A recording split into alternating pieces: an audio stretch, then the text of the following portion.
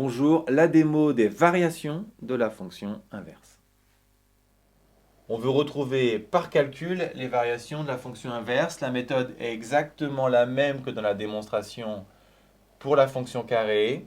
On prend a et b. Attention ici, ils sont non nuls à cause de la valeur interdite de la fonction inverse en 0.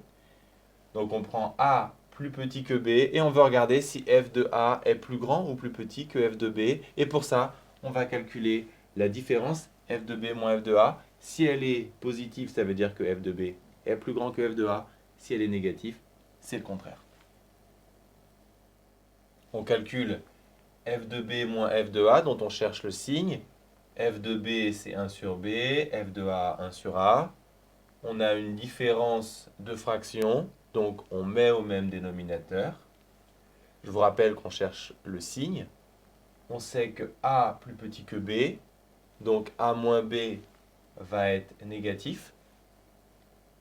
Donc le signe de f de b moins f de a, ça va être le signe de ab avec en haut un négatif, donc en fait ça sera l'opposé du signe de ab.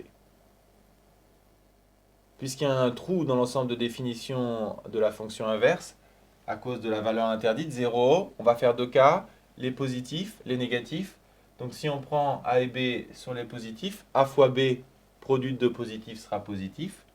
Et donc f de b moins f de a, qui est du signe opposé à ab, sera négatif. Autrement dit, f de b inférieur à f de a. En résumé, a inférieur à b, f de a supérieur à f de b, les inégalités changent. Donc sur l'intervalle des positifs, la fonction inverse est décroissante. Si on prend maintenant deux négatifs, un négatif fois un négatif, ça donne un positif. Donc a fois b est positif. Donc f de b moins f de a sera négatif. N'oubliez pas, f de b moins f de a est du signe opposé à b.